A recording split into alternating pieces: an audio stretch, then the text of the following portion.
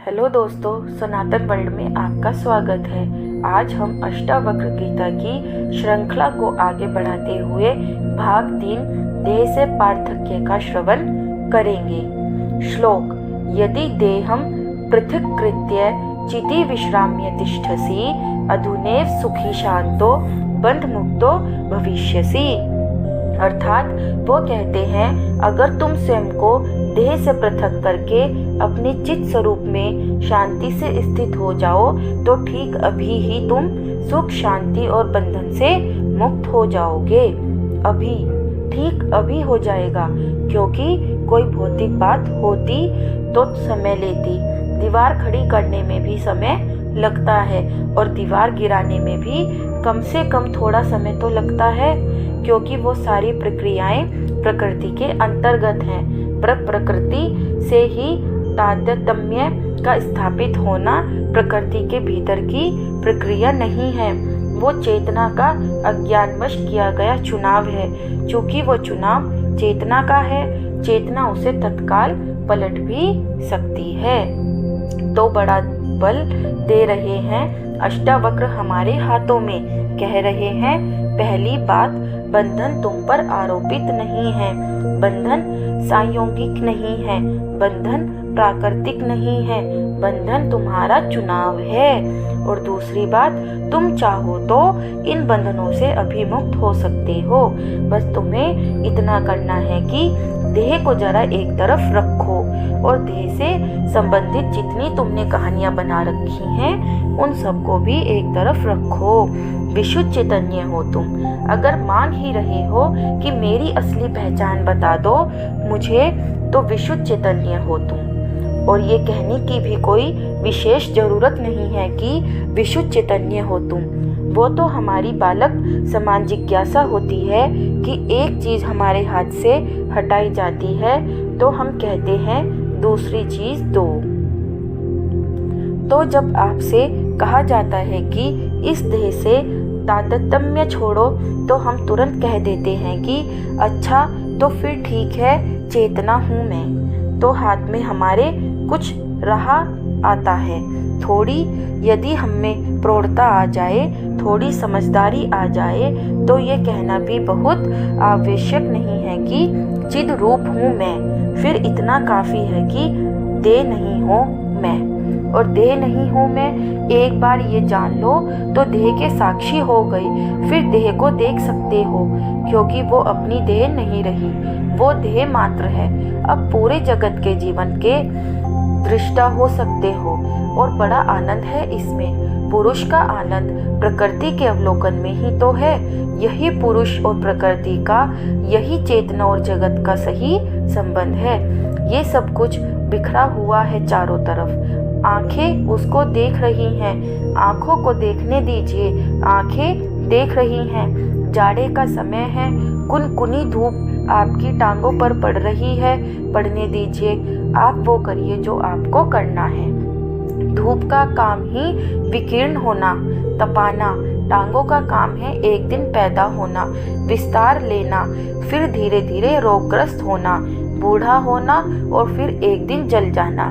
धूप अपना काम कर रही है, टांगे अपना काम कर रही हैं। धूप और टांगे मिलकर आपस में अपना अपना काम कर रहे हैं। आप क्यों इनके संबंध में अनावश्यक ही प्रवेश करते हैं? आप इन दोनों को संबंधित रहने दीजिए और जरा दूर से देखते रहिए। उसी दूरी का नाम है मुक्ति। और ये बहुत सुंदर बात है कि उसी दूरी का नाम प्रेम भी है, करुणा भी है। हम अक्सर यही सोचते हैं कि प्रेम तो तभी होगा जब लिप्तता होगी, जब आसक्ति होगी। नहीं, जब आसक्ति और लिप्तता होते हैं तो हिंसा होती है। वैराग्य, अनासक्ति, दूरी, साक्षित्व, ये हैं जो प्रेम के साथ चलते हैं। बंधना, लिपटना, चिपकना, आसक्त हो जाना, एक हो जाना, ये प्रेम की पहचान नहीं है।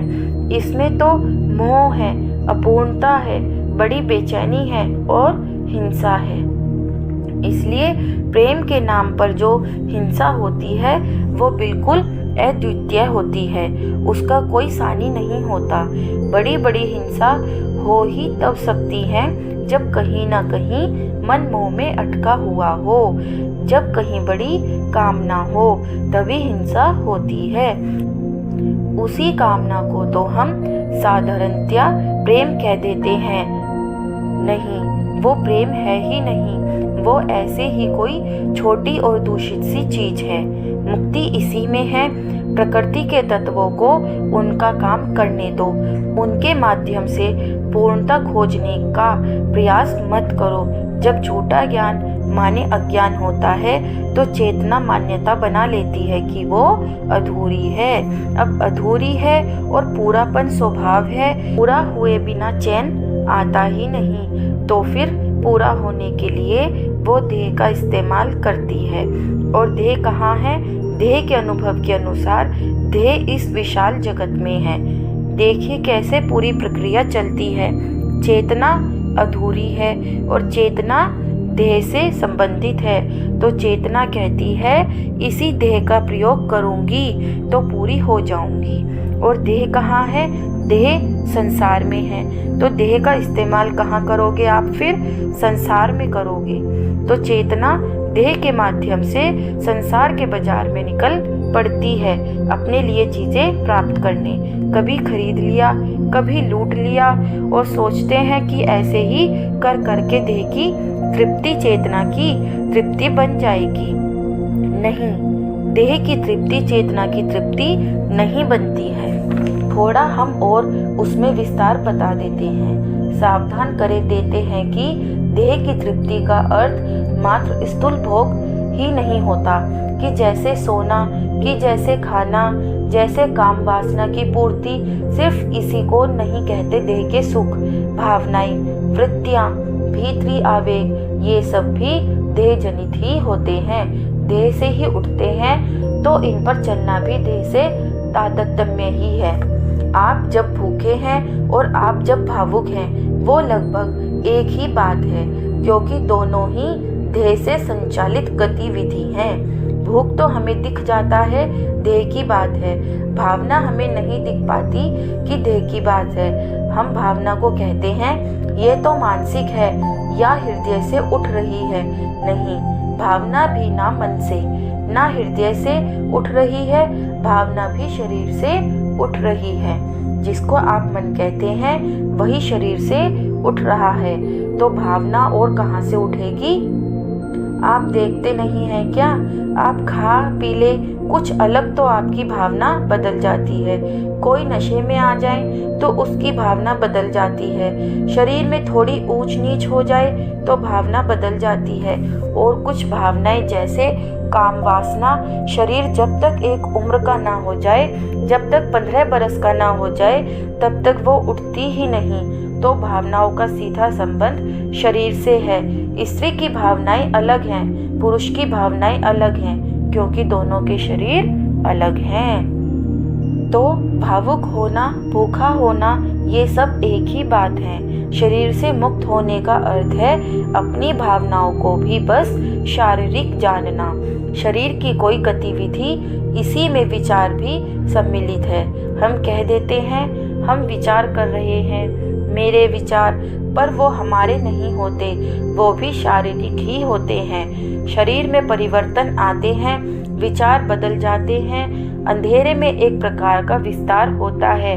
आप जरा खिड़की खोल दें, भीतर धूप आ जाए, विचार दूसरी तरह का हो जाता है। पार्थक्य शरीर को वैसे ही देखना जैसे प्रयोगशाला में आप प्रयोग की वस्तुओं और उपकरण को देखते हैं, बहुत ध्यान से, लेकिन बिना तादात्म्य के। ध्यान पूरा है लेकिन ऐक्य नहीं स्थापित कर लिया।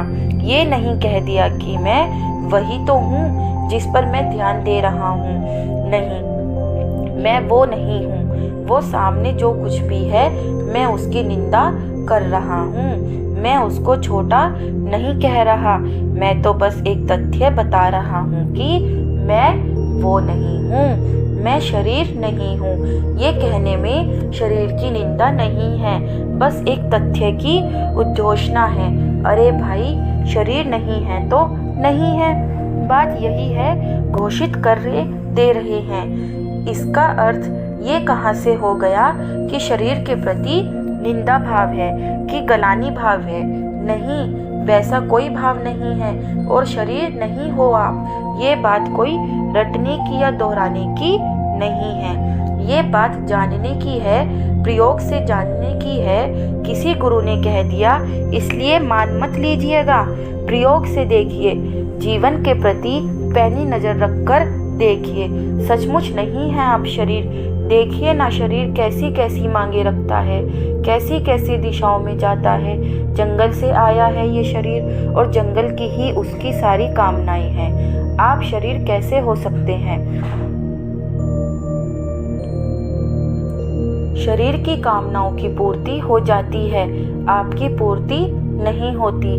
देखिए आ गया ना पार्थक्य, शरीर की कामनाएं पूरी हो जाती हैं, आप पूरे नहीं होने पाते।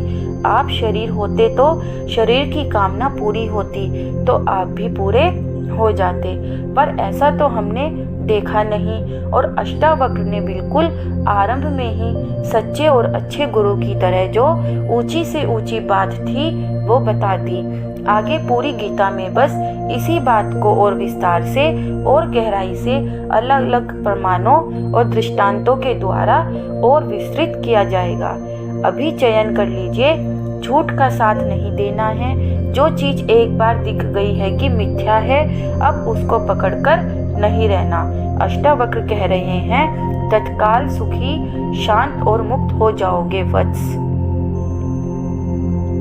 दोस्तों अब आपसे मुलाकात होगी अगले एपिसोड में। दोस्तों अगर आपको यह वीडियो अच्छी लगी हो तो वीडियो को लाइक और चैनल को सब्सक्राइब करें।